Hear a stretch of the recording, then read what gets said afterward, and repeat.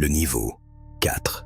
Je n'ai jamais cru aux histoires de niveaux interdits, ni aux étages qui n'existent pas, ni aux portes qui s'ouvrent toutes seules. Je pensais que tout avait une explication, jusqu'à cette nuit où un ascenseur a décidé de m'emmener dans un endroit qui ne figurait sur aucun plan. Je m'appelle Thomas Keller, j'ai 40 ans. Je travaille comme technicien de maintenance dans le centre hospitalier universitaire de Strasbourg. Mon travail est simple, réparer ce qui tombe en panne. Ascenseurs, portes automatiques, systèmes électriques. Rien d'excitant, rien de dangereux. En théorie, c'était un mardi soir. 23h58. L'hôpital était presque vide. Les couloirs résonnaient comme des tunnels. Les néons faisaient ce bruit faible. Sss, sss. Je venais d'être appelé pour une panne d'ascenseur dans le bloc B. Rien d'inhabituel. Un ascenseur bloqué entre 2 étages. Classique. Sauf que, quand j'ai ouvert le panneau de contrôle, j'ai vu quelque chose que je n'avais jamais vu en 15 ans. Un bouton, noir, sans étiquette, entre le 3 et le parking. Je me suis tourné vers le garde de nuit. Ce bouton, il sert à quoi? Il a pâli immédiatement. Il ne sert à rien. Alors pourquoi il existe? Silence. Puis il a murmuré. Parce que personne n'est censé l'utiliser. Je n'aurais jamais dû appuyer dessus, mais vous savez comment c'est, la curiosité, le silence et cette impression étrange que something vous observe. J'ai appuyé, rien, pas de bruit, pas de vibration, juste un petit clic métallique. Puis les portes se sont fermées, toutes seules. L'ascenseur a commencé à descendre. 1, 2, 3, puis le panneau a clignoté. 4. Je me suis figé. Impossible. Le bâtiment ne possède que 3 niveaux de sous-sol. J'ai appuyé sur le bouton d'ouverture. Rien. J'ai essayé le bouton d'arrêt. Rien. Les lumières ont légèrement vacillé. Puis l'ascenseur s'est arrêté. Silence total, un silence trop parfait. Puis les portes se sont ouvertes.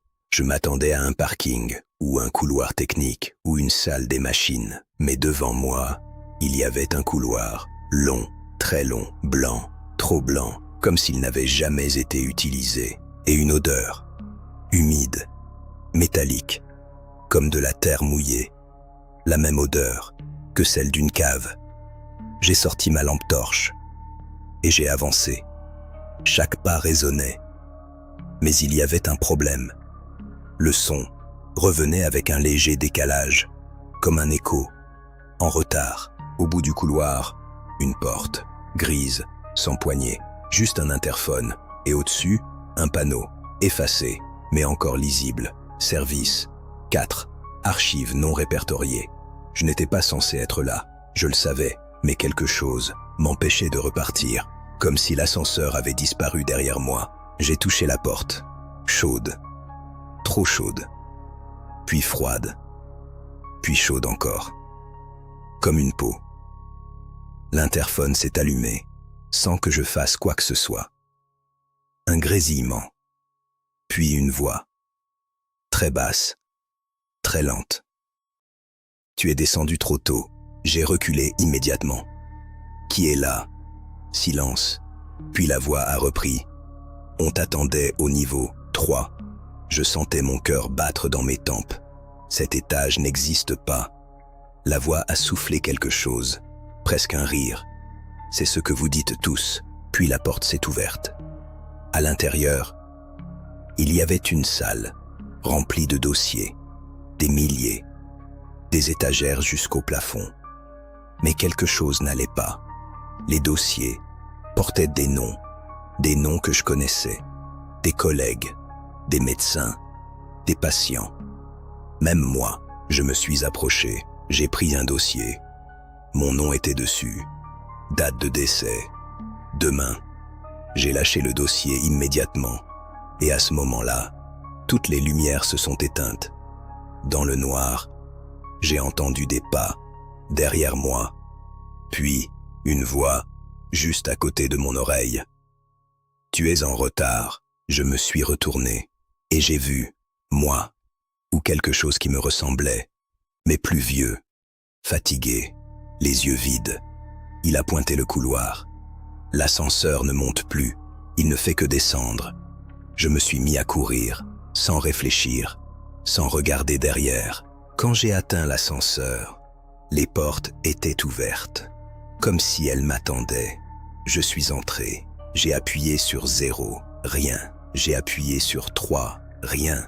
Puis, le bouton 4 s'est allumé tout seul, et l'ascenseur a commencé à monter quand les portes se sont ouvertes. J'étais de retour à l'hôpital. 23h58, comme si rien ne s'était passé. Mais quelque chose avait changé.